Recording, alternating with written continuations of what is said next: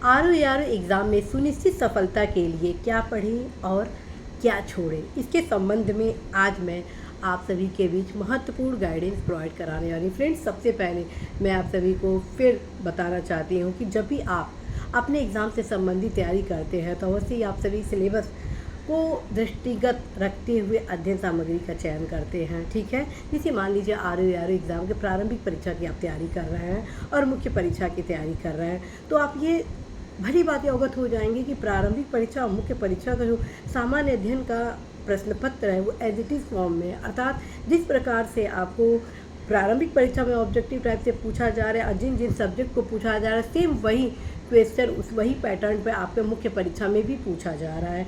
इस प्रकार से लगभग आप इतनी तो सुनिश्चित हो गए हैं कि एक साथ यदि आप तैयारी करते हैं तो प्रारंभिक परीक्षा के दौरान आप सभी को बहुत ज़्यादा कठिनता का सामना नहीं करना होगा।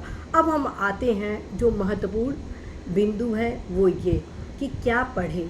साथियों, मैं आपको फिर बताऊं कि आप सभी जब भी सिलेबस का अध्ययन करते हैं तो रणनीति के साथ हर एक सब्जेक्ट के लिए आप सभी सब्जेक्ट का चयन करेंगे। ठीक है, जब आप हर एक सब्जेक्ट के लिए अपने पुस्तकों का चयन कर लेते हैं उसके बाद अपने दिमाग में बिल्कुल ना लाए कि मैं ये भी पढ़ लूँ, मैं वो भी पढ़ लूँ। अगर ये दिमाग में आ रहा है इसका मतलब आपका जो चयन का आधार है अध्ययन सामग्री वो कहीं ना कहीं भ्रम की स्थिति उत्पन्न कर रहा है और ये कदापि नहीं होना चाहिए। यदि भ्रम की स्थिति उत्पन्न होती है तो वहीं पे कहीं ना कहीं समस्याएं उत्पन्न होती है। फ्रेंड्स, मैं फिर आप सभी को बताऊंगी कि आप सभी समीक्षा अधिकारी, सहायक समीक्षा अधिकारी परीक्षा में या प्रथम प्रश्न पत्रों या द्वितीय प्रश्न पत्रों और इवन मुख्य परीक्षा के निबंध से संबंधित पहले आप अध्ययन सामग्री का चयन कर ले। ये अवश्य ही तय कर ले इस टॉपिक से लिए इस टॉपिक की तैयारी मुझे इस पुस्तक से करना है। जैसे आप ये तय कर लेते हैं वैसे ही फ्रेंड्स आप भली बात अवगत हो जाते हैं कि अब मुझे क्या नहीं पढ़ना। मार्केट में तमाम प्रकार की पुस्तकें आप सभी के बीच आ रही है, तमाम प्रकार के नोट्स आ रहे हैं जो आपको बहुत ही लुभाते हैं कि ये मैं पढ़ लेता हूँ। एक दो क्वेश्चन के लिए फ्रेंड्स अनावश्यक अपने समय को व्यर्थ न करें। उसका कारण है फ्रेंड्स, जो आप अध्ययन सामग्री का चयन कर रहे होते हैं उन ठोस बेस के आधार पर चयनित करते हैं। ठीक है, ऑलरेडी मेरे द्वारा बताया जा चुका है कि पुस्तकों का चयन आप कैसे करें। यदि आप उस फॉर्मूले के आधार पर हर एक सिलेबस अर्थात हर एक टॉपिक को चयनित करते हैं तो कहीं ना कहीं आप इस चीज़ से अवगत हो जाते हैं कि जो जिसका चयन आप किए हैं वो बेस्ट है।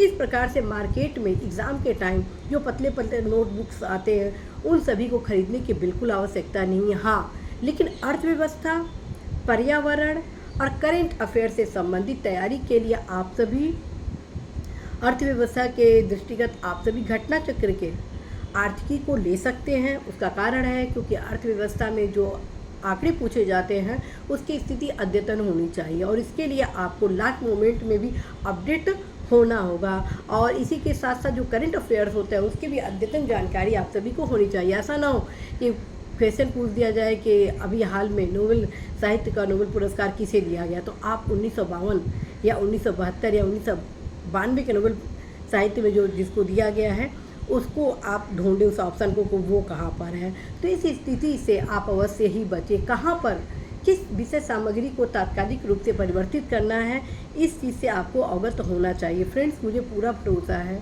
कि आप अनावश्यक विषय सामग्री का अध्ययन नहीं करेंगे। बहुत सारे ऐसे युवा हैं जिनका यह कहना है कि मैम मैं बहुत सारा अध्ययन सामग्री पढ़ लिया हूँ बावजूद मुझे कॉन्फिडेंस नहीं हो रहा है। उसका मूल कारण यही है कि आप एक विषय से संबंधित एक टॉपिक के लिए कई पुस्तकों का, कई अध्ययन सामग्री मार्केट में कई नोट्स को घर क्रय करके लाते हैं और उसे आप पढ़ते हैं। तत्क्रम में किसी भी नोट्स को, किसी भी आप पुस्तक को अच्छे से रिवीजन नहीं कर पाते हैं। अब मेरे द्वारा बार बार कहा जाता है कि आप सभी जब पुस्तक पढ़ें तो वो साइंटिफिक बेस के आधार पर पढ़ें। कैसे पढ़ेंगे, उसकी तैयारी किस प्रकार से आप तात्कालिक रूप से ही कर लेंगे, ऑलरेडी आप सभी को बताया जा चुका है। तो फ्रेंड्स, क्या पढ़े क्या छोड़े के क्रम में मैं आप सभी को यही पढ़ूंगी। आप वही पढ़ें जो पहले आप निर्धारित कर चुके हैं। प्रत्येक दशा में आप अपने निर्धारण से पीछे न हटें।